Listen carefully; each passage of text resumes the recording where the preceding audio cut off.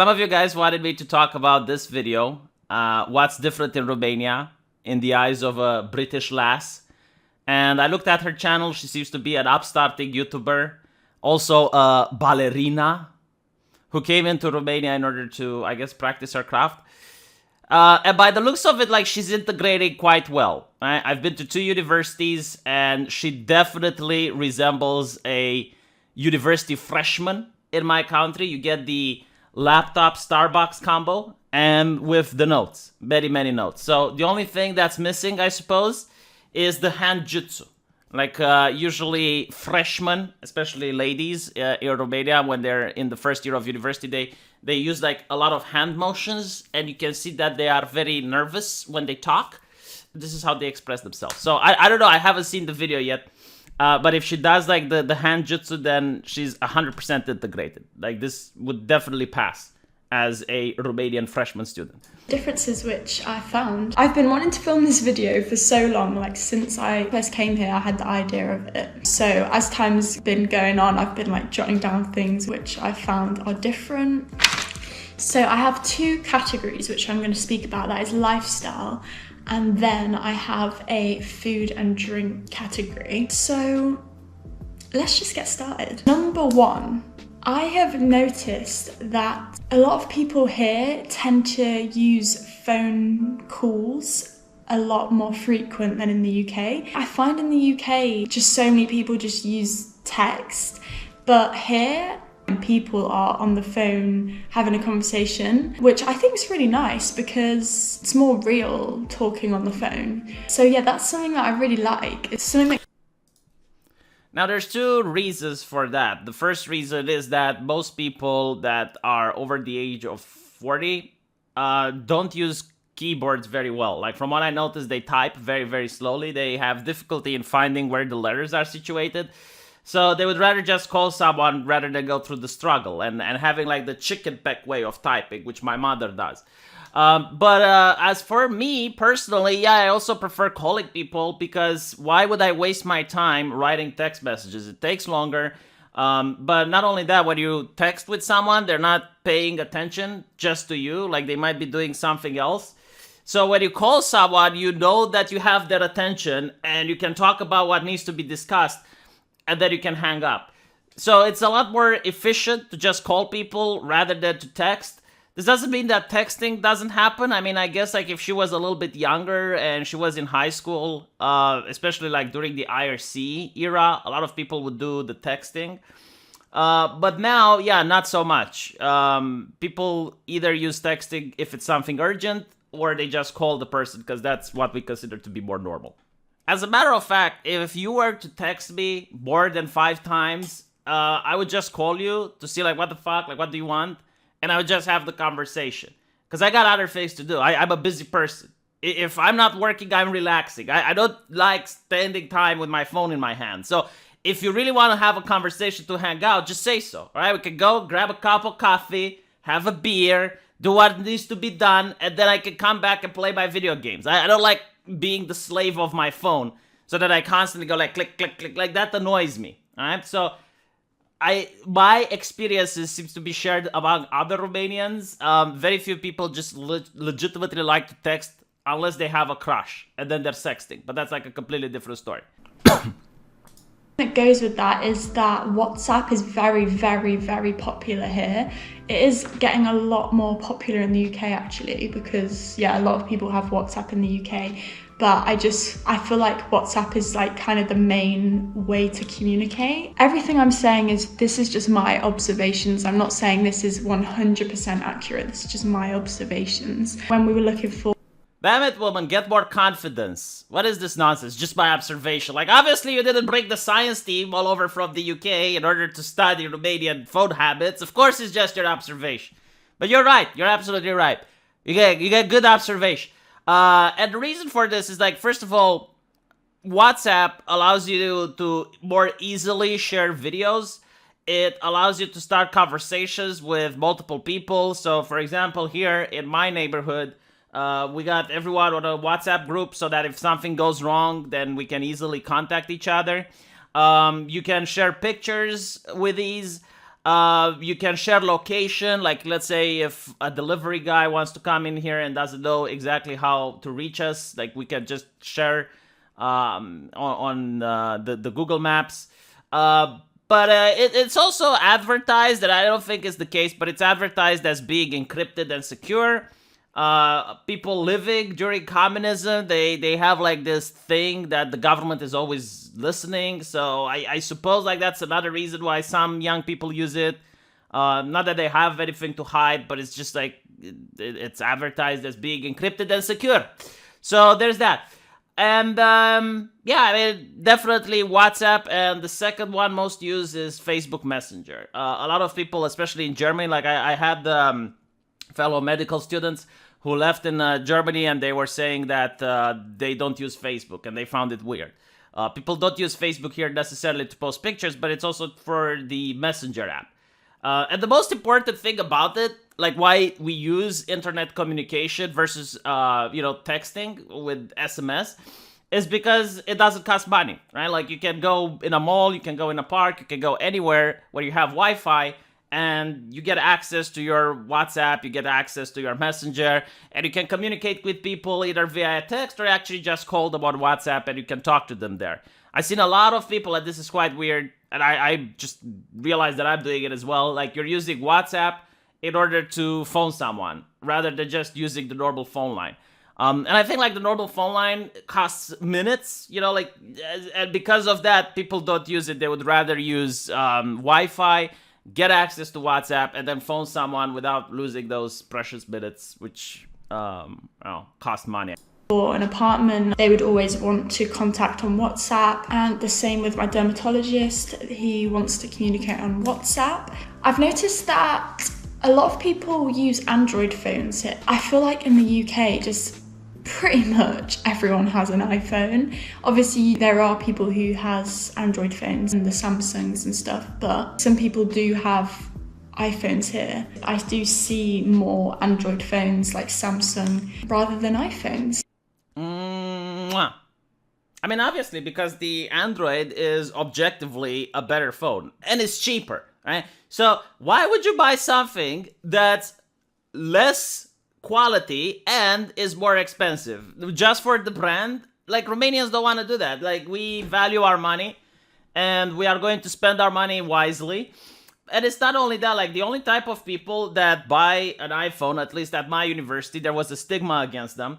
Because here in Romania, we got like these group of people that are being stigmatized, and there is no real English word for it or British word for it.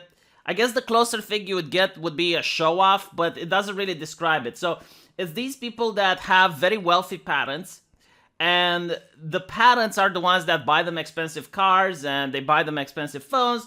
And these wealthy kids, they want to show off. They want to display to the other kids their status, not by showing that they're smarter or they're studying more or that they're actually contributing to society more. No, just by the fact that they're having money. And these are usually the people that buy iPhones, and they buy the iPhone only to show off with the fact that they have an iPhone, not that they need an iPhone. We call them cocalar. I guess like it would be kind of like the English version of a male thought. That's how society looks at them. Like you don't really have something of value either than your parents' money, and you're aware of that, and you're trying to show that off as a front. Like you are lucky because you were born that way with a rich family, and you're using that luck in order to leverage it upon others to get social status, right? Like just like I guess like the English version of a thought is a very good-looking woman who is lucky to be born that way and wants to put that up as a front rather than show that she can study, she's a good student, or she managed to do very well at a job or something like that, right? Like that's not important. Like what she puts up front are pictures of her with a duck face. And it's literally like that for a cocalar. Like he would drive an expensive car that his parents bought him with an iPhone and, like taking a picture to show how luxurious his life is. And most people like find that to be uncultured, uncivilized, rude, disrespectful. But they still have like their own clique, they still have like their own circle of friends that appreciate them. But most students and people who consider themselves intellectual try to stay away from that. So that's probably why you didn't experience people with iPhones, because like you didn't hang around the iPhone circle, if you know what I mean. I have a lot of points, so I'm not going to spend ages speaking about each one. I'm just going to go through them all. So here in Romania, the currency is called lei or ron. Also, the coins are called bani. Here, things are so cheap. It's so good. When I first moved here, we'd go to the restaurants and we'd get the bill and it would just be so cheap. Obviously, working here, you don't get paid as much as in the UK, so then it does sort of level out. But if we're comparing it to the UK, things are so much cheaper here. Also, something which you might find interesting is that a 1 lei is a note, and that is actually equivalent to 20p in the UK. So I know we have our like 20p coin, but here you have like a 1 note. Okay, so let me enter the Dragon's Hoard here and show you something really cool. Because when I went to the UK, I noticed this problem. And yeah, it's as you said, it's a note. But here's the cool part about it. You literally cannot break this thing. Like, it's impossible to destroy this unless you get tools. So, like, when I was in the UK, like, the paper money that you guys have is so annoying. Because you can put it in your pocket, and you need to be very, very careful because it's made out of paper, and the actual note can break. Imagine like breaking a 20 or a 50 pound or something like that. 50 pound or something. I need to work out at the gym, man. Like, this is really great exercise. Like, when you sit home all day, you get tired from doing these activities. Right. So the thing with Romanian money is that it's impossible to break. And it's a lot cooler because you can carry it around with no worries. And I think even the dollar is made out of paper. Now, obviously, in the UK and in the United States, people are using card more. So they're not using paper cash. But in Romania, a lot of people use paper cash. And it's not that they don't have cards, they do. It's just that they prefer to use paper cash. They don't trust the banks. It's not only that they don't trust the banks. I personally love having currency because it prevents me from doing frivolous online shopping. Like, I might see a cool game on Steam, or I might see some really cool shoes that my fiance can wear, and I'm like, oh, I'm tempted to buy them, right? But if I don't have any money on my card, then it's just like that extra step. Like, if I really, really want it, I will go to the bank in order to deposit some cash and then be able to afford it. But by doing this, by making sure my credit card is always empty, I managed to save so much money. Like, you cannot imagine just how much, because again, like, not all people are like me, but I would see something, I would be very tempted, and immediately I would try to purchase it online. But if my card is empty, well, tough luck. This is that a lot of people use cash to pay. I feel like in the UK now, the majority of people just use card. People do use card here, but I have noticed in the supermarkets, a lot of people just use cash to pay. You will always see people in the restaurants having a meal, or they'll just be having a drink, which I absolutely love, to be honest. It just creates such a nice atmosphere. The other day we went early to the beach. It was like, maybe it was like 9 or something, and in the restaurants there was so many people having like a coffee, like the outside area part. It's just really, really nice, and I really like that. And especially in the summer, so many people go out for drinks in restaurants in the summer, which is so nice. It creates... Yeah, they're called bistro. I think it's French. I don't know why British people appreciate this. But yeah, so I saw this in London as well. I mean, you guys have the pubs, which is kind of similar, but it's with booze. Yeah, a lot of people go to the restaurant nowadays. A lot of young people don't have time to cook. So you have restaurants that are very cheap. I mean, they're designed to give a type of food that's not very expensive. So you don't go out like for fine dining or anything. You just go out to a restaurant and you get cheap food that you can eat, so you don't have to cook at home. Now with COVID, a lot of people can order from those restaurants, so you can get the food just being delivered to your house. And we're not talking about fast food here. Like, we're talking about healthy food, the type of thing that you would cook in your own house, but, you're eating it out so you don't have to go through the hassle of cooking and washing the dishes and whatnot. And yeah, I guess that's popular, but I didn't think it's a Romanian thing. Like, I thought that it's happening all around the world. Like, when I went to London, there were many restaurants that had the same, like food that was kind of cheap, and a lot of people would just hang out, or they would go to the restaurant just to have a glass of something. And yeah, like it circles back. My God, I'm so progressive. I'm circling back to the part where you said that people don't text and they call each other, right? You forgot to mention that we don't spend half an hour talking on the phone. Like, if I really want to talk with someone, I just go out. So I would go out at a restaurant, or I would go out at a pub. I would just order something to drink. That you don't necessarily need to order food, or you just order some appetizers, and you spend quality time with that person, talking face to face. And that's a lot better than just talking on the phone or doing video chat or whatever. When I say video chat, I mean like webcam chat. You know what I mean? Like, come on, just stop with the dirty jokes. It's such like a holiday feel. The language barrier has been difficult moving to a different country. However, here, a lot of people do speak English, which is so great. I'd say more the younger people learn to speak Romanian, integrate. And then the older people they can have a conversation. What example are you setting? It's not as good as the younger people. Yeah, I found that so helpful. If I'm in a supermarket or a restaurant, there will always be someone working there which speaks like fluent English, which is really cool, because I can just ask like, oh hi, do you speak English? And then if they don't, then they will just pass the phone on to someone who does, which is really good.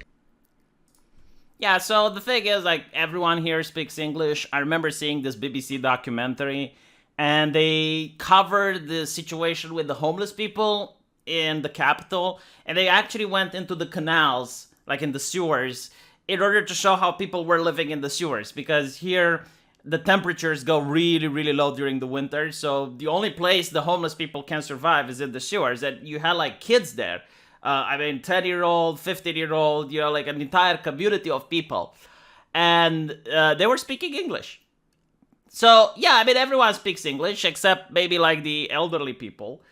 But with that said, no one is going to discriminate you if you're speaking English. However, if you actually want to be recognized by other people as being made of a different cloth, like you actually want to be recognized like you're an intelligent person, you have to learn Romanian, all right? Especially if you're a student, especially if you're a person that's living here for more than 3 months. When I was at med school, people from the Middle East would speak perfect Romanian. People that came from Japan, like I had this Japanese girl. I thought like she's younger than me. Turns out she was like 45 or something. She spoke perfect Romanian. And it's not just like you need to speak it perfectly, but like if you're showing to people that you're at least trying to learn the language, they will look up to you more, right? Like they will consider you as an educated person if you want to present yourself as such, right? Like if not, you're like, oh well, a foreigner, okay. Because here's the thing, like when I went to the UK, guess what? I learned English, right? So Romanian is my first language, but if you try to go to another country, it's polite, it's nice to actually know the second language. Like the thing with Romania is like people have expectations of you. Like they're not going to be in your face about it. They're not going to say, hey, why aren't you speaking Romanian? But if you don't, they're not going to put you on a higher level, right? Like, they're not going to set you up as an example. They're going to say, like you pretty much like don't fit in the university society. That's how they're going to look at it. Like you're a low effort individual. And that's not really something that you want people to talk about it behind your back. So that's just my advice. Like, it's okay if you come to Romania in holiday and you don't speak the language, but if you live here, it's expected that you at least put some effort. And again, like people won't say this into your face, people won't make a big fuss about it, but behind your back, they're probably going to say like, really? Like they're in Romania for like 1 year and they don't speak the language? Like what? They're slow? Like they don't, like their brain isn't working properly to assimilate the information? Like what is the problem? And the reason for this being is like, as you mentioned, all Romanians speak English, but they actually speak more than English. Like There's Romanians that go to France. There's Romanians that go to Spain, to Italy, in order to practice different crafts there. Because they use the opportunity to travel around the European Union and they do various jobs in other countries. And they learn the language there, right? They usually learn it by themselves without having to go to a school or anything. And they're thinking like, wow, I can speak 3 languages, and like this person who lives here like can't speak 2. Like, well, right? So as a person that goes to higher learning, like goes to university, people expect more from you, and you're basically disappointing them. That's pretty much what you're doing. It's not going to affect the way other people interact with you, but you're losing some of the prestige. It's like not having good table manners, right? It's literally like that. Good. But it's very strange because there's this one thing that keeps happening where the language barrier has been a struggle. So every single time I go to a restaurant or a food place or a drinks bar, I don't know, I ask for a Coke Zero, and it must be like my accent or something, but honestly, every single time without fail, they do not know what I am talking about at all. They just do not understand what I'm saying. So I try and say it in more of like an accent which they would understand. And eventually I have to like point at it, and then eventually they know what I'm talking about. But for some reason, it's always that request. Like, it's just, I don't know what it is. What it is that no one drinks that abomination. Either you drink normal Coke or you don't drink it at all. Like, what is this bourgeois idea of like, okay, so we're going to have like this beverage, but it's not having sugar in it. Then why have the beverage? It's the same thing like non-alcoholic beer. Like if you're going to ask that, like people are also going to look at you like, what? Like, so you enjoy going to the bathroom to take a piss? Like beer doesn't taste good, right? So if you remove the alcohol, then what's the point? But I suppose like if you're having this problem, what you can use instead is to ask for a Diet Coke.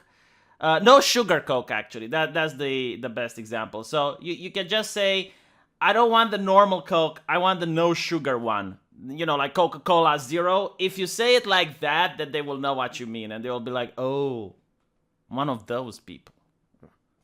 And then they will bring the Coca-Cola Zero to you. But yeah, like I haven't seen many people drink it. Which is why, like, I actually have to mention many times when I go to buy the elixir that I want the normal Coke. Because what a lot of store owners do is like if you don't mention it, they're going to sneak a zero on you because it doesn't sell. So that's the way they can get rid of the merchandise, right? And then if you're not careful, you end up going home and you're like, Jesus fucking Christ, I got the abomination. Yeah, so if you guys like this, I'll probably cover it a little bit more on my live stream because I'm trying to keep these videos short. Subscribe to her channel if you enjoyed this lady. Again, she's a ballerina, and she came here, I guess, to dance, to practice the craft. I don't know. But small YouTube channel, you know, promote other independent content creators. I found her video to be wholesome and quite interesting as a Romanian because you don't really know about your culture unless someone else talks about it. I see this all the time in The Guardian and the BBC, like, what is British culture? How do you define British culture? And it's like, yeah, if you live there, you probably don't know it. It's pretty much people being overly polite, people being overly careful not to offend someone else, people that, like for example, enjoying tea and the British pubs. Like there's a lot of things that you can talk about British culture, but I'm willing to bet if you actually ask a British person, like, what do you think British culture is, they'll probably going to be like, because they don't understand it because you live in it. So if you live in it, it's a lot more difficult. It's like asking a fish to explain what water is. It's, you know, but it's only when you come from the outside of the culture that it's a lot more easy to recognize some of the elements of therein. So let me know what you guys think, and yeah, I'll see you on the live stream right after this video. Take care.